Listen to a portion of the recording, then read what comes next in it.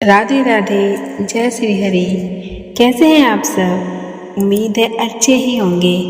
लीजिए हम आ गए हैं आज के इस वीडियो में आप सभी को देवउठानी एकादशी से संबंधित महत्वपूर्ण जानकारी शेयर करने।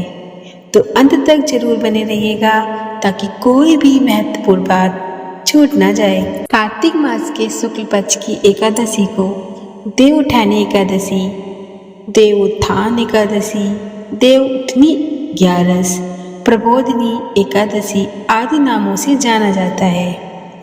इस दिन श्री हरि विष्णु निद्रा में से जागते हैं और इस वर्ष ये वैदिक पंचांग के अनुसार एकादशी 11 नवंबर को संध्या काल 6:47 पर आरंभ होगी और 12 नवंबर को संध्या काल 4:03 पर खत्म होगी।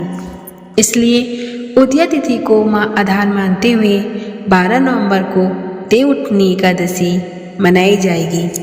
देवउठनी एकादशी का अत्यंत महत्व है क्योंकि इस दिन भगवान विष्णु 4 महीनों की योग निद्रा से जागते हैं। आइए जानते हैं इस दिन से जुड़ी कथा के बारे में।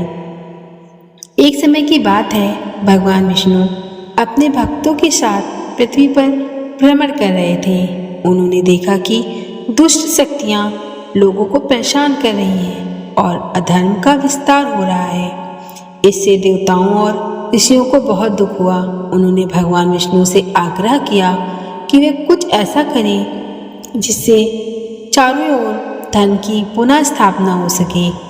भगवान विष्णु ने अपने भक्तों से कहा कि वे चतुर्मास का पालन करेंगे, जिसमें वे आषाढ़ शुक्ल एकादशी, जिसे हरिशयनी एकादशी कहा जाता है, से कार्तिक शुक्ल एकादशी, प्रबोधिनी या देवउठनी एकादशी तक योग निद्रा में रहेंगे।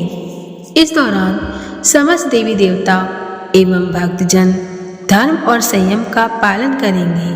चतुर्मास के अंत में जब देवउठनी एकादशी का दिन आता है तो माना जाता है कि भगवान विष्णु अपनी योग निद्रा से जागते हैं और एक बार फिर सृष्टि के संचालन में सक्रिय होते हैं।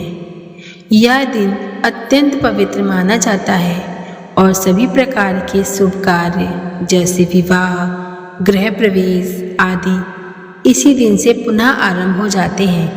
देवउठनी एकादशी के व्रत की कथा जब से सबने इस दिन व्रत करने और कथा पढ़ने या सुनने के बारे में जाना। कथा अनुसार एक बार सतयुग में एक राजा हुआ जिसका नाम मंदाता था। उसका राज्य सुख समृद्धि से भरा हुआ था, लेकिन एक समय भयंकर अकाल पड़ा और प्रजा को कठिनाइयों का सामना करना पड़ा। राजा ने अपने राज्य की इस स्थिति को सुधारने के लिए कई प्रयास किए, कुछ भी फल नहीं हो रहा था। राजा ने अंततः महर्षि अंगिरा के पास जाकर इसका समाधान पूछा। महर्षि ने उन्हें बताया कि कार्तिक शुक्ल एकादशी का व्रत रखने से सभी प्रकार के पाप नष्ट हो जाते हैं और सुख समृद्धि की प्राप्ति होती है। उन्होंने राजा को यह व्रत विधि पूर्वक रखने की सलाह दी। राजा मंदाता ने इस व्रत का पालन किया और देवताओं का आशीर्वाद प्राप्त किया। इसके प्रभाव से उनके राज्य में वर्षा हुई और सुख समृद्धि लौट आई।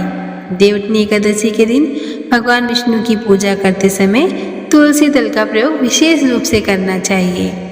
हरि भक्त इस दिन व्रत रखते हैं, भगवान विष्णु का नाम स्मरण करते हैं और तुलसी विवाह का आयोजन भी करते हैं, जिससे सुख समृद्धि की प्राप्ति होती है। उम्मीद है आप लोगों ने ये कथा जरूर पूरी सुनी होगी। अब और लोगों को भी शेयर करके पुण्य के भागीदार बनिए।